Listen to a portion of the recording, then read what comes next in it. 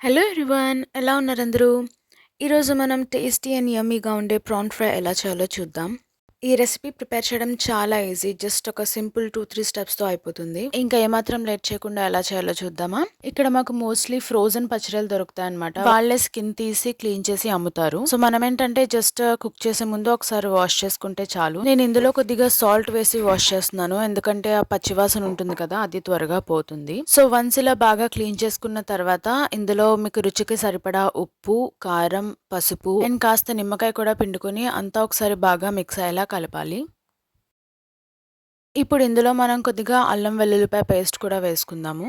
ఆ తర్వాత ధనియాల పొడి. నేను ఇక్కడ homemade prawn masala use చేస్తున్నాను. మీ దగ్గర కనుక ఇది లేకపోతే స్టోర్‌లో దొరుకుతాయి బయట. మీరు అది కూడా యూస్ చేయొచ్చు. దీన్నంతా కూడా ఒకసారి బాగా మిక్స్ చేసి ఒక 10-15 మినిట్స్ పక్కన పెట్టుకోండి.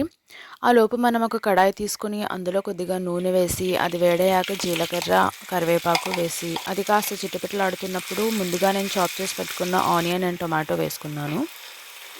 ఈ ఆనియన్, టొమాటో పచ్చివాసన పోయేంత వరకు బాగా వేయించాలి. అది పచ్చివాసన పోయాక అంతా ఒకసారి మిక్స్ చేసుకొని మనం ముందుగా మ్యారినేట్ చేసి పెట్టుకున్న ప్రాన్స్ ఏవైతే ఉన్నాయో అవి ఇలా ఒక్కొక్కటి మన పాన్లోకి ట్రాన్స్ఫర్ చేసుకోవాలి. ఈ ప్రాన్స్ మొత్తం అంతా కుక్ అవ్వడానికి టైం పడుతుంది. అందుకని మీరు మీడియం లేదా లో ఫ్లేమ్లోనే కుక్ చేసుకోవాలి. మనం ఇందాక మ్యారినేట్ చేసి పెట్టిన బౌల్ ఉంది కదా, అందులో కొద్దిగా మసాలా ఉంటే నేను అది వాటర్ కడిగేసి ఇందులో వేస్తున్నాను.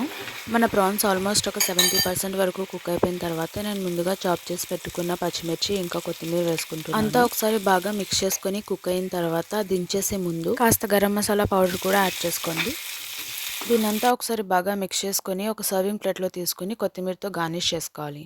అంతే, ఎంతో టేస్టీ అండ్ యమ్మీగా ఉండే మన ప్రాన్ ఫ్రై అయితే రెడీ అయిపోతుంది. సో చూసారు కదా ఎంత సింపుల్ రెసిపీయో ఇది. ఎవరైనా చేసేయచ్చు. జస్ట్ ఒక 2-3 స్టెప్స్ అంతే. సో దీన్ని కనుక వేడి వేడి అన్నంలో కొద్దిగా నెయ్యి వేసుకొని ఆ మసాలాని అలా కలుపుకొని తింటే ఉంటుంది చూడండి టేస్ట్. ఆహా సూపర్!